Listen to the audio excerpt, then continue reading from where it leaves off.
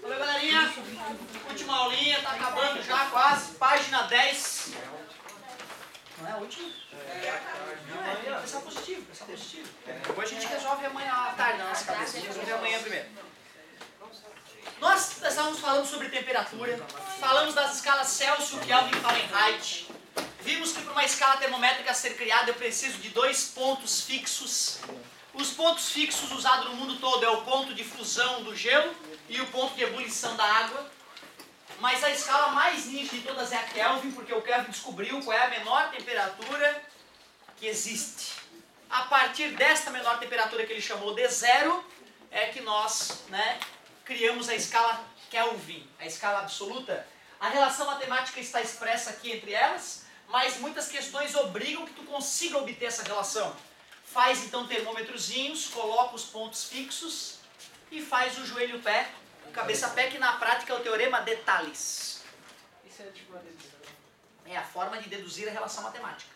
É usar o teorema de Thales. É bem isso mesmo. Eu não resisto.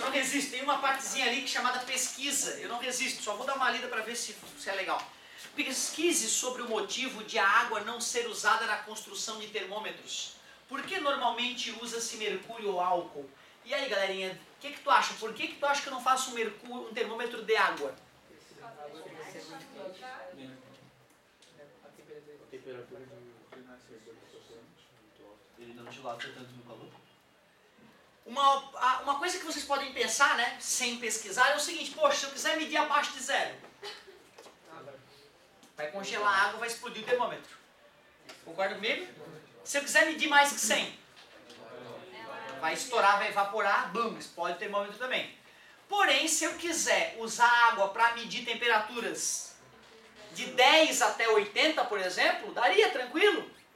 Outra coisa que se tu fosse pesquisar, tu ia perceber que a água tem uma característica ingrata para algumas coisas e que é salvadora em outras situações. A água apresenta uma dilatação anômala. Dilatação anômala da água. Como assim, professor, dilatação anômala? A água, acima de 4 graus, tu esquenta ela, ela dilata. Tu esfria ela, ela encolhe de tamanho. Tudo bem para vocês?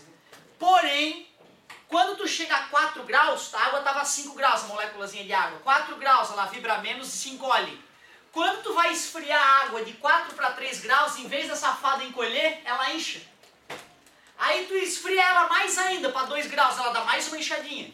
1 grau, ela incha mais um pouquinho. 0, ela incha mais ainda. E quando congela, ela dá mais uma inchada, safada.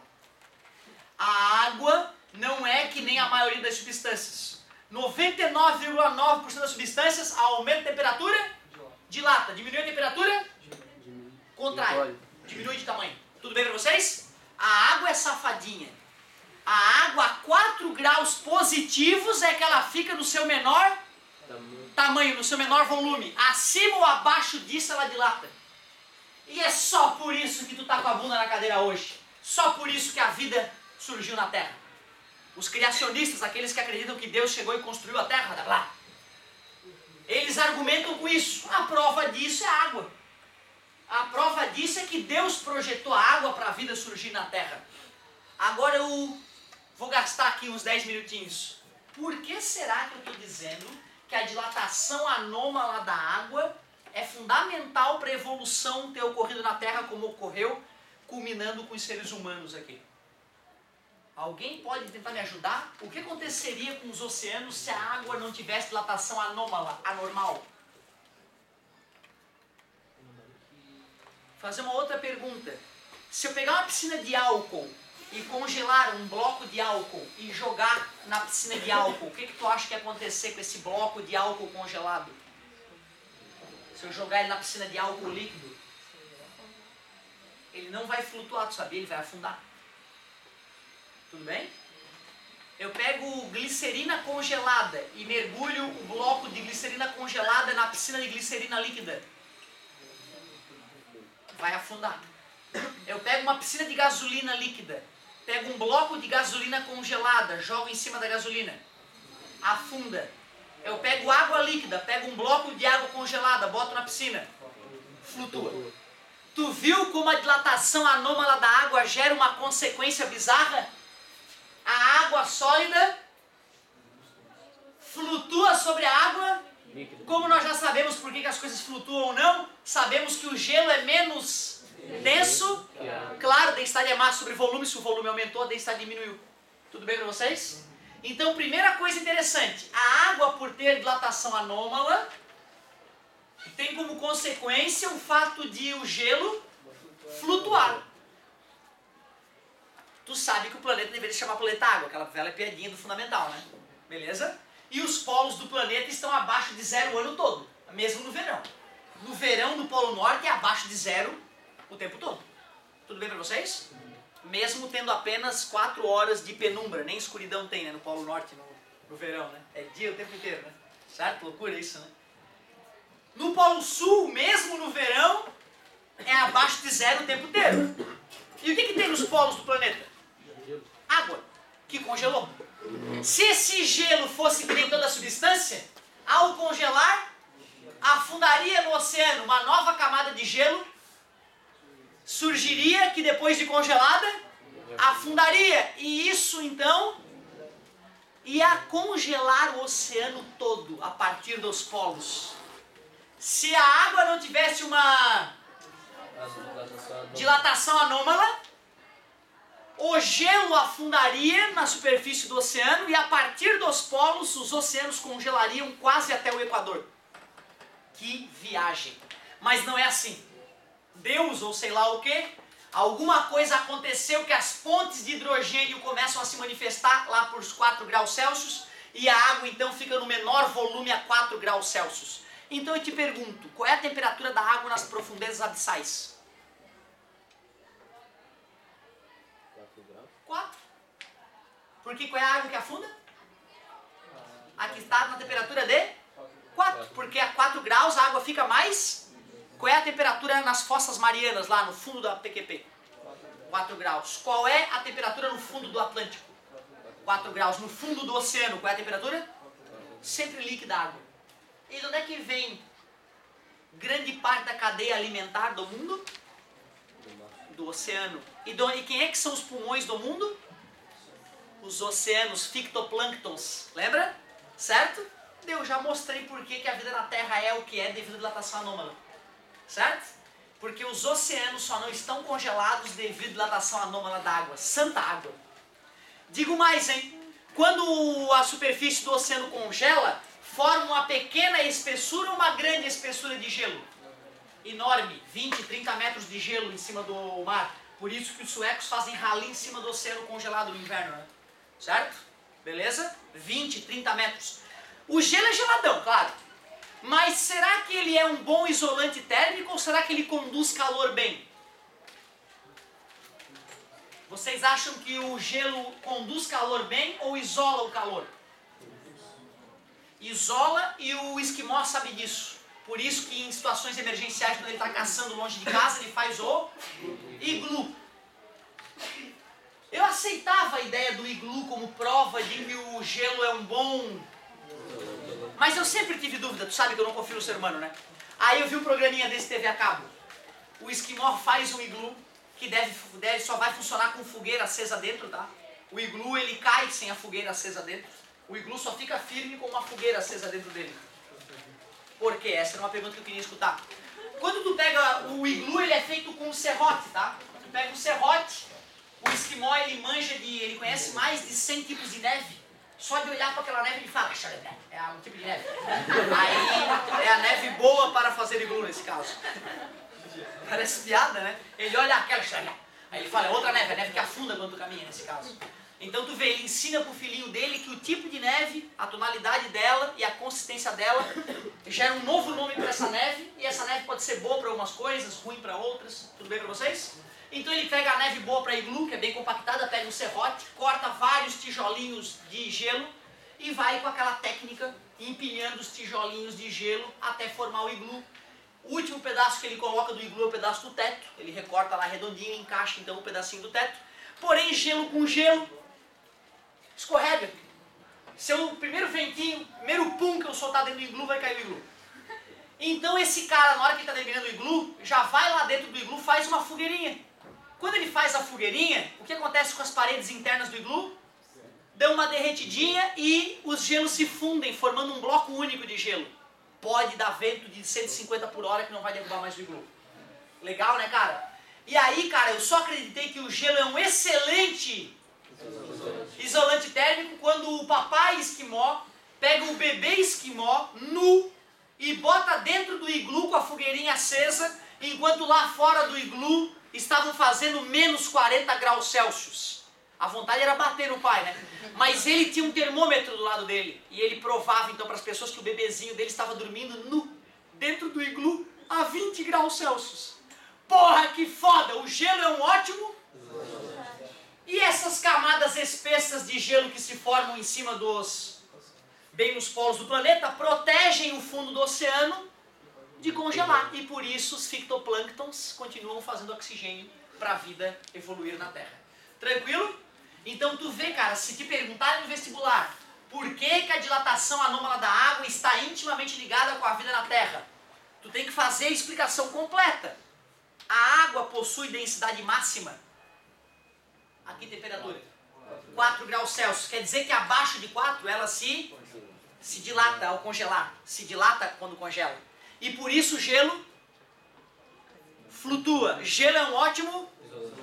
Protege com espessas camadas acima do oceano, o fundo do oceano, de congelamento. E como sabemos, os oceanos é que são os pulmões do mundo. Assim tu faz a conexão e prova por que a dilatação anômala da água não, né, é importante para a vida na Terra. Fica à vontade, meu amor. Fica à vontade. Eu? Outra. Isso já prova por que não faz termômetro de água. Porque ela erraria nos 4 graus Celsius ali. Porque em vez de ela dilatar, né, ela ia contrair e ia iludir a pessoa. Beleza, galerinha? Show de bola. E agora, então, vamos dar continuidade, já que eu falei da dilatação anômala da água. E tu viu por quê? Eu te juro que eu não projetei isso na aula de hoje. Eu não projetei, eu olhei aquela parte marrom, fiquei com vontade de ler, e tu vê como abençoou já a nossa aula, né? Esse primeiro item. Que legal. Quais são os dois motivos, então, para não usar água como substância termométrica? Dilatação anômala, uma. Não vai poder usar temperaturas abaixo de 0, nem acima de 100, porque vai destruir o termômetro. 2 pontos, então, mesmo sem a pesquisa, nós conseguimos aqui. Pesquise sobre os seguintes modelos de termômetros. Termômetro clínico. Descubra especialmente a razão de eles possuírem um estrangulamento e a razão de registrarem apenas temperaturas entre 35 a 42 graus. Por que termômetro clínico, aquele para medir temperatura de pessoas, só vai de 35 a 42? Acima de 35 ela morreu, acima de 42 ela morreu e não faz sentido medir a temperatura de pessoas mortas. Né? Então é por isso que os médicos só têm termômetros nessa faixa de temperatura. Porque a gente quer medir a temperatura de pessoas vivas. É esquisito, mas é a verdade, né, cara? É a verdade, infelizmente. Desculpa, né, ser tão mórbido. E o estrangulamento? Alguém sugeriria por que o maldito termômetro clínico, entre o bulbo e o corpo dele, aqui tem um vaso capilar, né? Ali é mais fino ainda, ali, ó. É uma coisa bem fininha até chegar no bulbo. Por que tem aquele estrangulamento, será?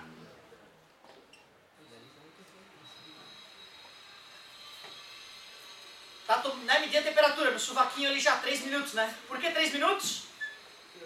Entrar em equilíbrio térmico. Show de bola, é o tempo para entrar em equilíbrio térmico. Se não tiver o estrangulamento, tua mãe tira. Aí ela...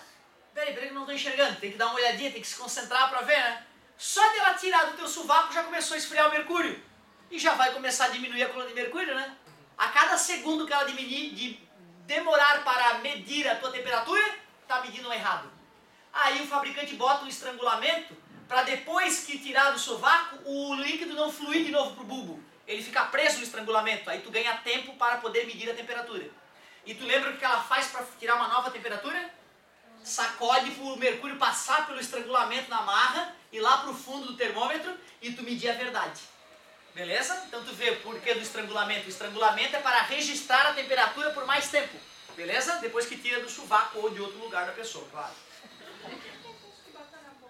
Pois é, porque assim, na verdade, o objetivo é ficar mais próximo do interior do corpo. Então, qualquer orifício que te ajude a entrar no corpo da pessoa... Parece piada, mas eu jamais me esqueci. Eu fui levar meu cachorro que estava morrendo no veterinário. Ai, cachorro é Primeiro que tu não pode colocar no sovaquinho do cachorro. O cachorro não vai ficar ali, né? Ah, tudo bem, eu vou segurar aqui pra ti. Né? Na boca ele vai comer o termômetro. Então... né? Vai, exatamente. Mede a temperatura pelo reto. Bebês... não vai dar pra botar no sovaquinho, não vai dar pra botar na boquinha, porque ele pode engolir o termômetro. Bota no ânus. E aí a galera fica, ah, meu Deus, parece que é um fim do mundo. Cara, assim, ó, é muito mais importante saber a temperatura do cara e não deixar ele morrer, do que, ó, pudores, que ele vai, né, como é que ele vai suportar isso? O cara tá em coma, tá em coma. Como é que eu vou medir a temperatura do cara? Mas não tem nem dúvida. Pá. Beleza? Só pra te saber, então, quando tu, né, foi pro hospital, se internou, meu querido, olha, é provável que alguma coisa aconteceu, entendeu? Porque tem que registrar a temperatura, tu tá dormindo ali na cama, bom, nada demais. Fica tranquilo, beleza? Pois então, quando a gente mede na boca, é com a adolescente ou com o adulto que sabe o que tá fazendo. Né? Porque se tu botar na boca, o cara morde aquela porcaria, vai comer vidro e mercúrio. O vidro é o de menos, mas o mercúrio é tóxico. Certo? Eu achava que comer vidro vai cortar a pessoa por dentro. Né? Depois é que eu vi que não, o organismo ele tem saídas para isso. Uma vez um primo meu comeu um pote de macarrão com vidro. E não aconteceu nada. Eu fiquei encantado. Não, porque se alguém quebrou vidro em cima do macarrão, em vez de avisar para as pessoas, deixaram o pote de macarrão ali em cima do lado da geladeira. O cara chegou da balada com fome, aí comeu, ele falou, engraçado, tá crocante esse macarrão. Aí na hora que ele terminou de comer, ele viu que no fundo tinha um monte de vidro quebrado. Aí ele entendeu a crocância. A gente chegou até a pensar em levar ele pro hospital, né, cara? Imagina na saída. Se entrou queimando, vai sair rasgando. Mas não, cara, o organismo, ele joga um gel em cima dos corpos estranhos que tu engole pra sair deslizando sem te cortar. Por isso que as pessoas que comem, né, espinha de peixe, ou comem um caco de vidro, ou até uma gilete, acabam não correndo grandes riscos. Porque o organismo bota uma gelatina maluca lá dentro, certo? Protegendo as tripas, né, do objeto cortante. Delícia, pressão central.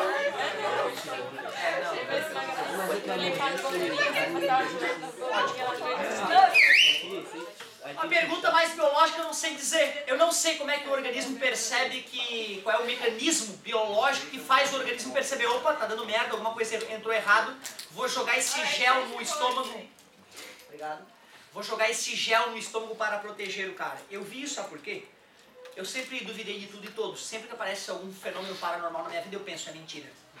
E tento achar uma explicação científica. Tem um francês que tem uma doença que ele gosta de comer objetos. Esse francês, então, ele come tudo. Eu já falei pra vocês também sobre isso outros anos. Ele entra por aqui, sai por aqui. Sabe, a aula não serve pra nada, só exercício salva. Então esse francês, ele ingeria tudo que tu pode imaginar. Tudo, tudo. Ele adora porca, ele vai numa loja de ferragens, pega um monte de porca e sai comendo porcas. Ele tem um problema psiquiátrico, na verdade, ele é louco. Certo? Aí as pessoas que não entendem que ele tem um problema psiquiátrico contratam o cara para fazer propaganda na feira. Aí eu tenho uma feira, eu vou expor computadores. Eu vou chamar o francês para comer um computador durante a feira, porque as pessoas vão ficar encantadas e vão fazer fila no meu stand.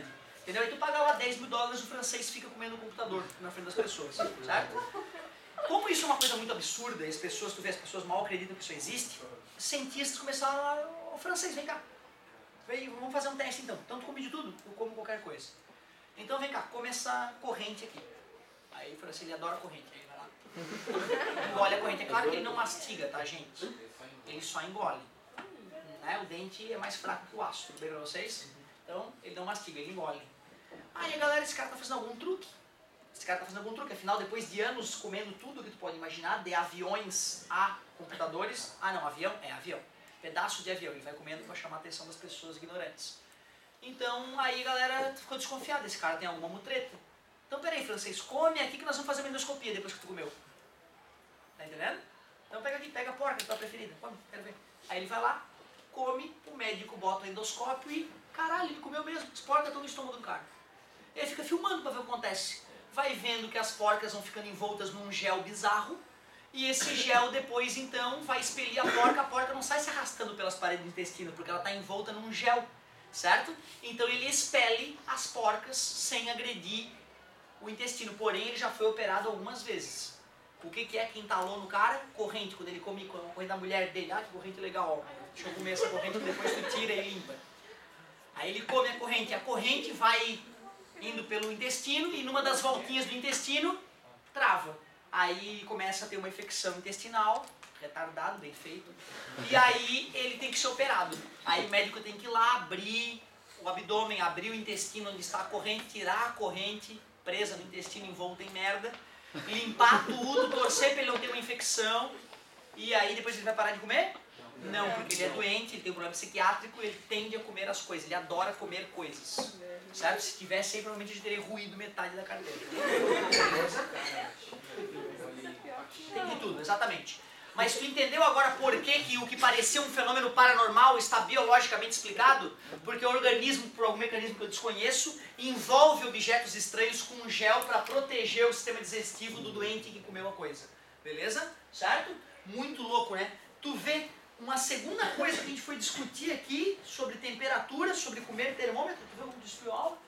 Comer termômetro, eu tô brincando, tá?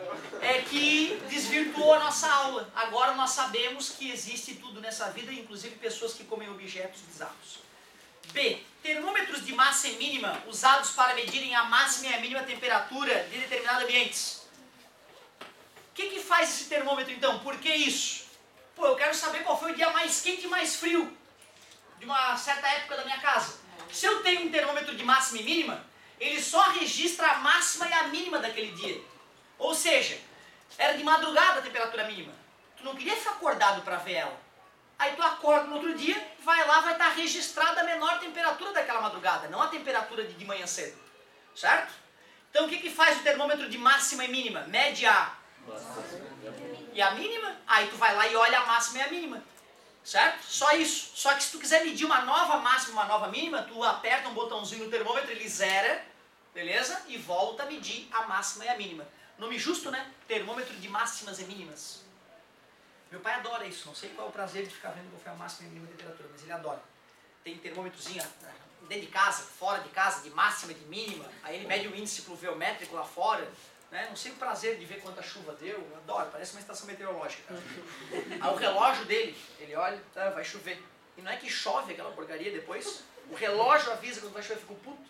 Na verdade é clássico, né? Quando a pressão cai, né? A chuva vai vir, certo? Então na verdade o termômetro, o relógio tem um barômetro, e aí quando o relógio registra uma pressão um pouco menor que a pressão atmosférica, lembra? Aí aparecem umas nuvenzinhas no visor, frescura, né? Aí vai chover, galera, não, tá, o chefe não vai chover, pô, daqui sol, daqui a pouco começa a chover e fica todo bom, certo? Então é mais fácil olhar no Google, né? Mas tudo bem, ele gosta do reloginho. Depois, o que mais? Escolha mais de 2 tipos de termômetro para pesquisar, entre eles digital, bimetálico, infravermelho de resistência, termopar, a gás, ou qualquer outro que você encontrar, explicando o seu funcionamento e suas aplicações. Eu não resisto. Só alguns, vamos ver. O primeiro, termômetro digital. O termômetro digital, na verdade, ele já é um termômetro com outras funções ali dentro dele. Vocês já viram na casa de vocês, devem ter alguns, né, que são digitais, né? Tu compra na farmácia, é um termômetrozinho que tem essa cara aqui geralmente, ó, o corpinho dele aqui, ali tem uma ponta metálica, isso aqui é plástico, aqui tem o visorzinho, geralmente um botãozinho só, né? Tu liga ele, aí fica os tracinhos ali no visor, bota no sovaquinho, espera um tempinho para entrar em... E aí ele apita e te fala digitalmente qual é a temperatura. Tudo bem para vocês? Como é que ele faz isso na verdade? Ali naquela pontinha existe uma resistência elétrica. A resistência elétrica depende da temperatura. Então, no processador, nesse mini computadorzinho que controla esse termômetro, existe uma relação entre a resistência elétrica e a temperatura. Como tu bota a resistência elétrica em equilíbrio térmico com o teu corpo, de acordo com a resistência elétrica que o computador lê, ele entrega, na verdade, a temperatura na qual a resistência está. Então é um termômetro digital porque informa através dos dígitos ali, né, a temperatura. mas é um termômetro que mede a resistência elétrica de um componente ali na ponta e através dela calcula a temperatura. Então tu vê, né? Não tem nada a ver com termômetro de bulbo esse aí. Ele mede a temperatura de uma outra forma totalmente diferente. Então eu já falei o que é o termômetro digital e já falei o que é o termômetro de resistência. É aquele que mede a resistência elétrica e a partir desta medida infere qual é a temperatura. Bimetálico. Olha que legal isso, galera. Se eu pego duas lâminas metálicas diferentes e soldo uma na outra, soldei, ó, vamos supor que uma é de alumínio e a outra é de cobre. Tudo bem para vocês? Elas têm o mesmo tamanho. Só que alumínio e cobre dilatam de forma diferente. Aliás, como eu não sei quem dilata mais, embora eu acredite que seja o alumínio, eu vou chamar de material X e material Y. Vamos supor que o material X dilate mais que o material Y. Se eu aquecer, esse termômetro estava numa temperatura inicial. Se eu aquecer para uma temperatura T1 maior que T, quem é que vai esticar mais, o material X ou Y? Eu disse que ele dilatava mais, né? A única forma dessas lâminas ficarem grudadas com a lâmina X maior que a Y é se elas se curvarem para a esquerda. É muito legal, cara. Tava retinha as duas lâminas. Aí tu começa a esquentar, aquela coisa começa a entortar pro lado. Adivinha o que acontece se eu começar a esfriar? Se eu falei que o X dilata mais, quem é que encolhe mais? O X também, quem dilata mais, encolhe mais. Se eu botar essa lâmina bimetálica numa temperatura B menor que a temperatura inicial, qual barra vai ficar menor? Para que a barra X e a barra Y continuem soldadas e para X ficar menor, a única possibilidade física é torcer para a esquerda. Adivinha como é que a tua geladeira liga e desliga automaticamente? Será que tem um anãozinho lá dentro controlando? Um gnomo? Vocês já viram que ela liga do nada? Tá desligada e ela... Aí daqui a pouco desliga. É porque dentro dela tem uma lâmina... Sim! Uma lâmina bimetálica. Aí é simples, né? Tu engata, tá aqui a tomada, tem o motor da geladeira ligado ao compressor, né? Um fiozinho da tomada engata no motor, outro fiozinho da tomada tu engata na lâmina bimetálica e aqui tu bota um contatinho que conecta na tomada. Vai esquentando, a lâmina vai torcendo. Na hora que encosta, fecha o circuito, liga o compressor, liga o motor que toca o compressor, começa a esfriar. E quando começa a esfriar, vai torcendo para o outro lado. Quando torce o bastante, desliga. Aí começa a esquentar, faz até um barulhinho, vocês já escutaram? É a laminazinha bimetálica torcendo e encostando. Na hora que deu o barulhinho é que ela fez a conexão. Tu viu, cara, que instrumento idiota para ligar e desligar a tua geladeira, cara? 2 metais diferentes soldados. Deve custar a fortuna para fazer esse dispositivo, né? Deve ser caríssimo para fazer um liga e desliga, um termostato. Ó, o que é um termostato? É uma lâmina bi. Ah, então peraí. Eu vou botar uma ponteira aqui, uma agulha, e vou botar a escala termométrica aqui. Aí a agulha torce para um lado e para o outro, revelando a temperatura em graus Celsius. 20, 30, 40, é só calibrar, né? Concorda comigo? Entenderam como é que funciona o termômetro bimetálico? Tu vê, né, cara, que legal esse termômetro super baratinho de fazer, só que ele não vai ter uma faixa grande de leitura, né? Então falamos do termômetro bimetálico. Infravermelho, essa é a mais bonita. Tudo emite um tipo de luz. Vocês não estão emitindo, essa luz, por exemplo, que eu vejo saindo de vocês agora, ela vem da pele de vocês. E não é oriunda do interior de vocês, é oriunda da lâmpada. Concordam comigo? Mas tem um tipo de luz que sai de vocês, que eu não enxergo agora, mas que sai das entranhas de vocês, que sai de cada átomo de vocês, que é o infra. Quanto maior a temperatura de um corpo, mais infravermelho ele emite. Chega uma hora que ele emite tanto infravermelho que dá até pra ver uma parte do vermelho, né, que ele emite. É o ferrinho do fogão lá, rubro já de tão quente, já viu? A mãe vai fazer feijão, né? Chega a ficar vermelho de tão quente, já viu? Quer dizer que se eu tivesse uma pistola que lê a radiação que sai do teu corpo, medindo essa radiação infra, eu consigo dizer qual é a tua? Muito legal, esse eu quase comprei pra feira de ciência, uma pistolinha, 300 e poucos pila. Tu aponta e diz lá 36,5. Tu aponta 37,5, tá febril, cuidado. Show, né, cara? Tu vê, cara, basta apontar pra coisa, ela vai lá e diz a temperatura. Tu aponta pro sol, 5.000 e poucos graus Celsius. Porra, que foda, o cara vê a temperatura do sol com uma pistola daqui da Terra. Foda, né, cara? Que massa, cara. Então tu vê, o infravermelho que um corpo emite depende da sua temperatura. Sabendo a quantidade de infravermelho que o corpo emite, eu sei a temperatura. O ideal é para autofornos, né, industriais. O forno tá a 5.000. Tu não vai botar o termômetro ali, né, cara? Tu bota o termômetro, tira e não vê mais nada, né? Já derreteu, evaporou o termômetro. Ah, por isso que a pistolinha é fantástica. Ah, não, ainda tá em 4.600. Tem que esquentar mais o alto forno antes de colocar as substâncias. Que legal, né, cara? Então, por infravermelho dá para medir a temperatura. De resistência eu falei, termopar.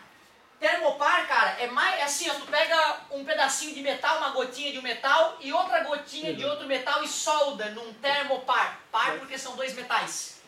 Vocês já aprenderam alguma coisa de pilhas em química? Vocês vão aprender que para formar uma pilha, tu vai ter que ter dois tipos de metais na pilha. Um metal oxida mais fácil que o outro, um rouba elétron do outro, daí que surge a pilha. Quer dizer que se eu tenho dois metais ali, vai ter uma tendência de um dar elétron para o outro. Vai formar uma mini pilha. Só que a voltagem que essa mini pilha me dá, depende da Então, se eu pegar esse termopar, que são dois metaizinhos minúsculos soldados um no outro, e colocar no ambiente, de acordo com a voltagem que eu ler nas pontas desse fio, eu sei em que temperatura o termopar está. Então tu vê que legal, o termopar ele é minúsculo. É um pontinho minúsculo o termopar, é só um fiozinho fininho, então tu pode colocar no meio da estrutura que tu quer medir a temperatura, né? E tu consegue medir a temperatura bem localmente. Termopar, a galera que for para a área das exatas vai usar muito termopar aí. A gás. Como é que eu poderia usar um gás para medir a temperatura? Pode ser, eu meço a pressão do gás. Quanto maior a pressão, maior a temperatura. Eu mapeio alguns pontos fixos, então medindo a pressão de um gás eu consigo saber em que temperatura aquele gás enclausurado está.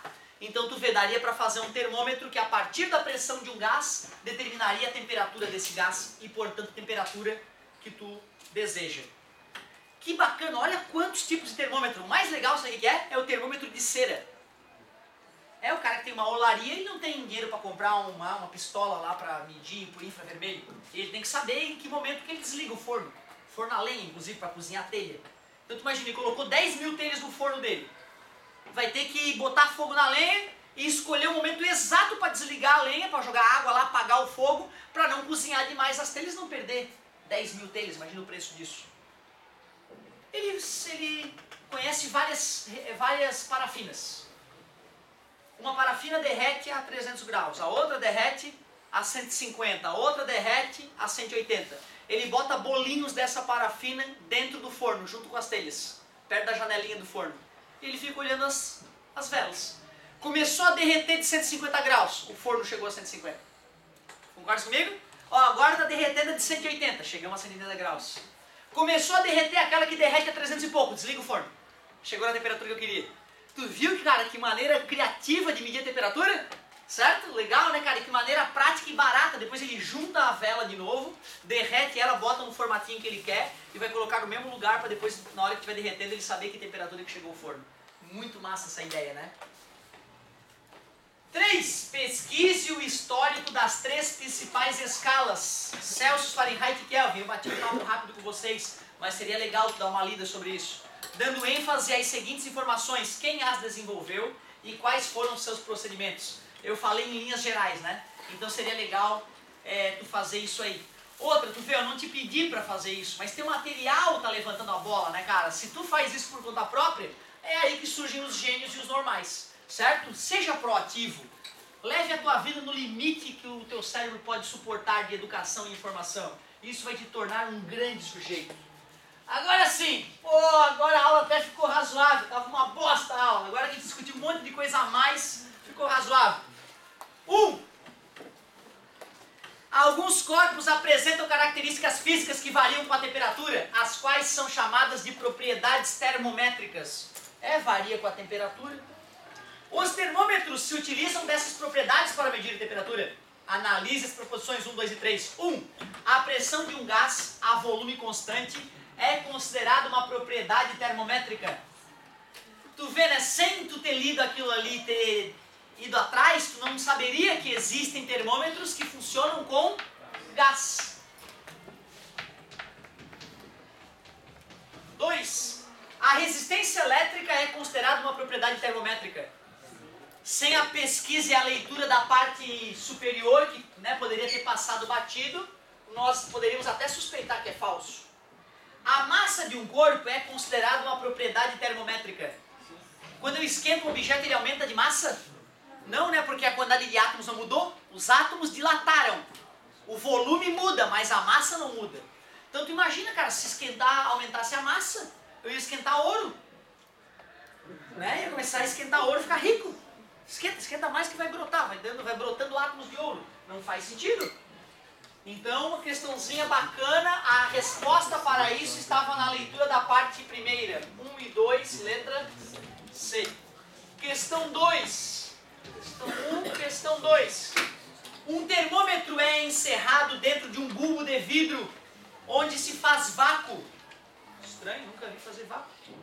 Suponha que o vácuo seja perfeito. Aí é facalhão. E que o termômetro esteja marcando 25 graus Celsius. Temperatura ambiente. Depois de algum tempo, a temperatura ambiente se eleva a 30 graus Celsius. Observa-se então que a marcação do termômetro, letra E, tende a atingir o valor mínimo da escala do termômetro. Letra D, vai se elevar, mas nunca atinge o equilíbrio térmico ambiente. Mesmo havendo vácuo entre o termômetro e o ambiente, vai atingir o equilíbrio térmico. Olha que loucura. Tende a reduzir-se continuamente. O ambiente esquentou, a coisa vai esfriar. Mantém-se a 25 graus, qualquer que seja a temperatura ambiente. O vácuo poderia sugerir para algumas pessoas que não haveria troca de calor. Mas mesmo no vácuo, há troca de calor. Por exemplo, por infravermelho. Então, eleva-se também e tende a atingir o equilíbrio térmico ambiente. Por isso eu comecei a ler de baixo para cima, para a gente já não descobrir que a A era a correta. Muitíssimo obrigado, desculpe o incômodo. Agora vamos passar para a próxima página.